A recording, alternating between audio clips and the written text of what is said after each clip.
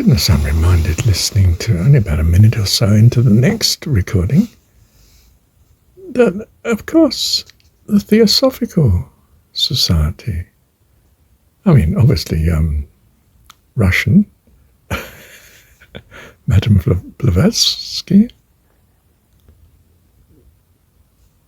and what's her key writing? Isis Unveiled. The goddess. I've never thought of that before. The Theosophists worship the goddess. No, only Madame Blavatsky. Said he with sort of tongue-in-cheek, Isis. What welcomes you to New York Harbor? Statue of Liberty. Do you think it's male? It's not, is it? It's female. The goddess of the city. Our roots are in sun worship, goddess worship, fire worship. Thou shalt love thy God with all thy heart, soul, mind and strength. And we apparently do. All down the ages. As is the shrine, so is the worshipper.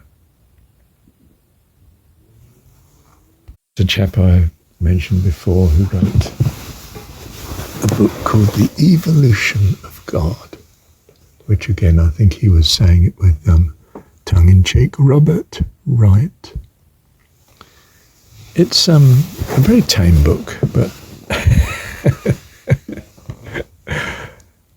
not entirely secular by any means. He simply means the evolution of our understanding, the development.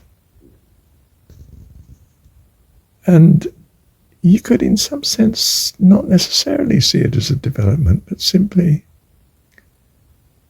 as an expression of the ongoing, changing expression of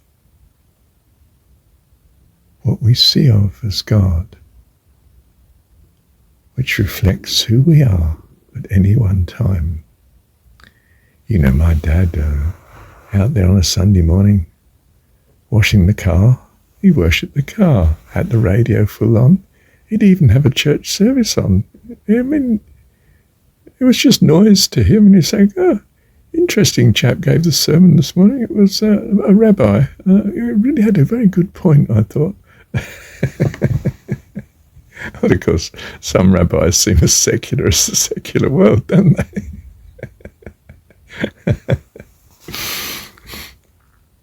What did my dad worship? Wealth? Queen and country? The stock exchange, the city, the empire. Oh my goodness. He had to have been Norse. If you think of it, his integrity was phenomenal.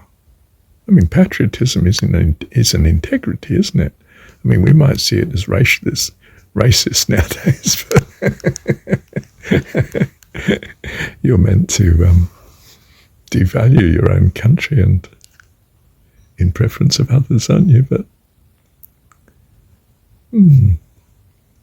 as is the shrine, so is the worshipper.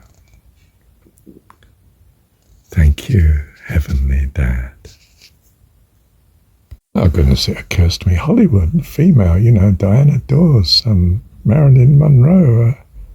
It was the glamorous woman, wasn't it? What's the new age brought? It's brought feminism, suffragette movement, feminism. It's the ascent of the female again, isn't it? It's in our culture.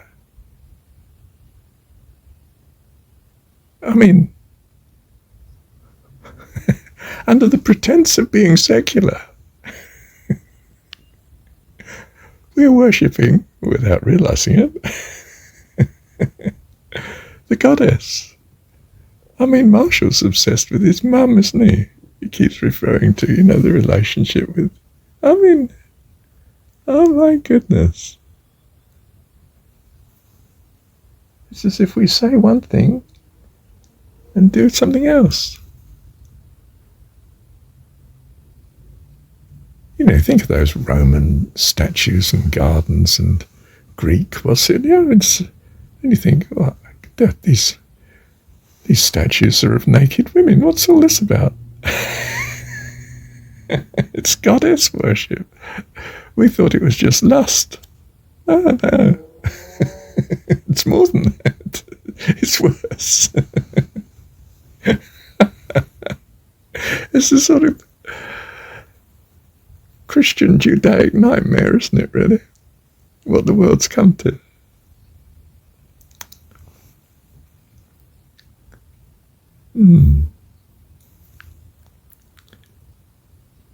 What was it? The Southern Baptists fell to pieces when one of their lead churches decided they'd ordain 3 women. Why were they ordaining them? Because they were full pastors. They just were. And it was nonsense not ordaining them. They chucked them out because of it. Chucked the church out. Didn't make any difference, of course. Church carried on. It's got its followers. Didn't need the denomination, did it? That's happened a few times too in the Christian religion. And what's the uneasiness about Catholicism from the Protestant world? They're protesting against the Virgin Mary. That is a goddess sitting in there in some sense. I suppose I'm protesting against the worship of Jesus. Again, it's another God sitting in there in some sense. We're supposed to worship from the Jesus story point of view.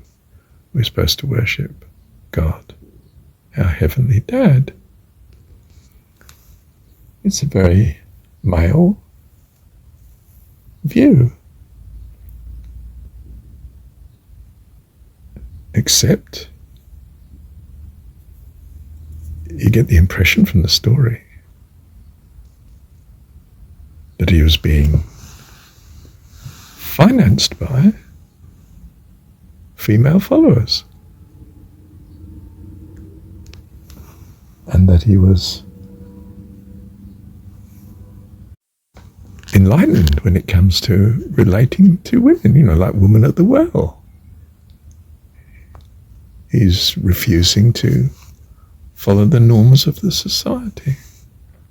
He's talking to her. Why is he talking to her? Even his disciples don't dare not ask him.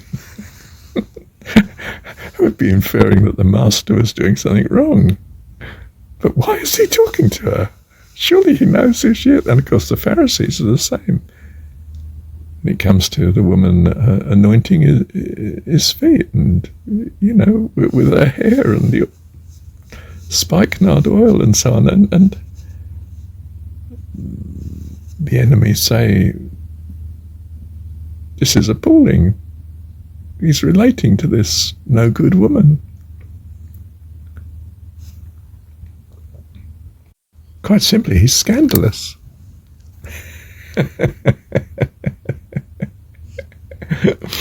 How do you get such a male-dominated religion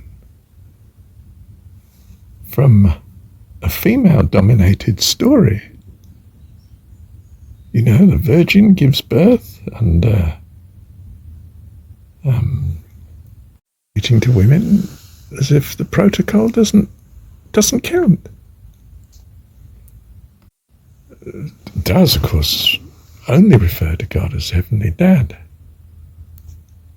But then says they're neither male nor female in heaven. How do you mean? And yet the boss is male?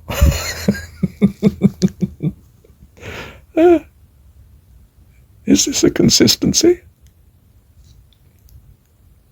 Well, of course, I think it's because the state got hold of the religion. Roman emperor who chaired the synods that decided the theology. Don't think that affected the outcome at all, do you? I think it might. Right down to who were the bishops that were represented and invited. I don't know. But I've got my suspicions, to say the least. Thank you, Heavenly Dad.